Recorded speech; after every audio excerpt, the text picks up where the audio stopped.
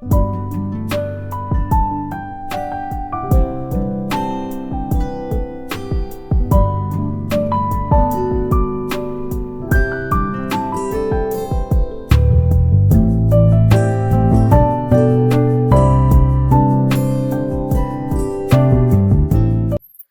দর্শক মণ্ডলী, তোমাদের সকলকে স্বাগত জানাচ্ছি।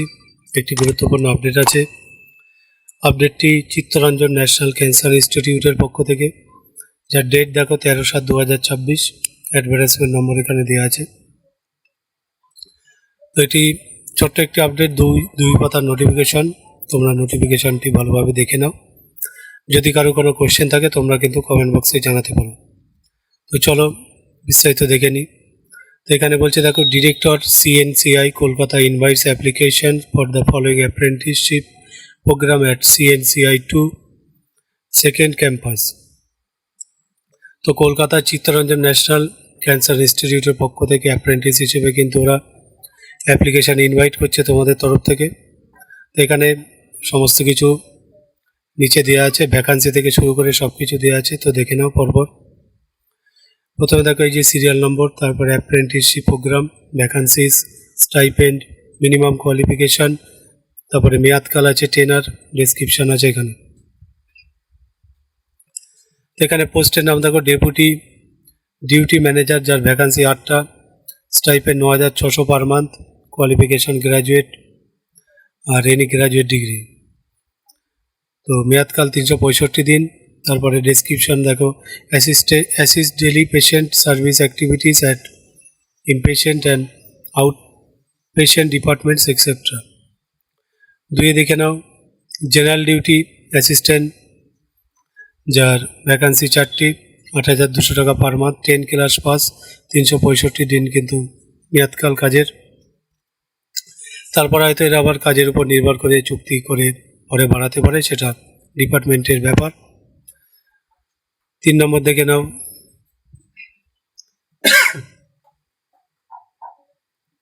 এটা ডেন্টাল ল্যাবরেটরি টেকনিশিয়ান।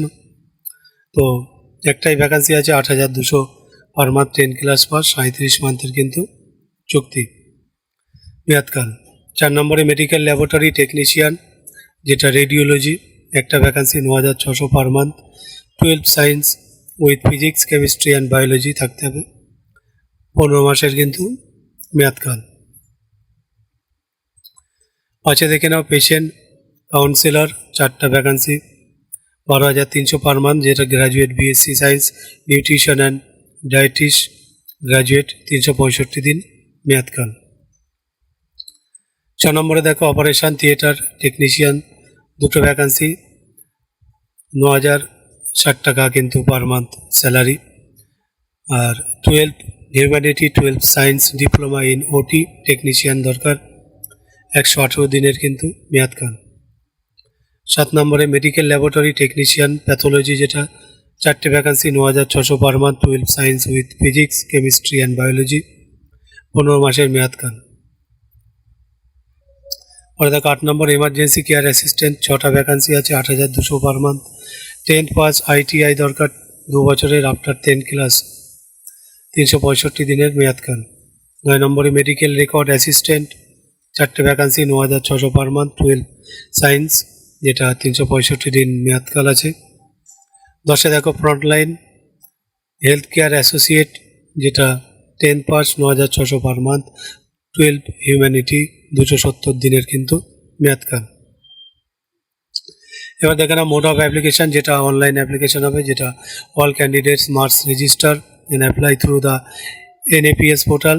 এই যে পোর্টালের লিঙ্ক আমি ভিডিও ডেসক্রিপশানে দিয়ে দেবো, তোমরা অবশ্যই ডেসক্রিপশানটি চেক করবে, সেখানে গিয়ে এক ক্লিকের মাধ্যমে কিন্তু তোমরা এই লিঙ্কে কিন্তু পৌঁছে যাবে।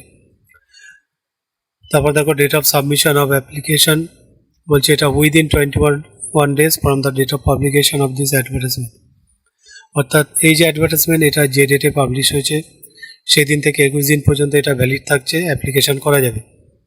তারপর date of written exam interview, তার জন্য বলছে দেখো, the schedule for document verification, written examination and interview will be notified in due course.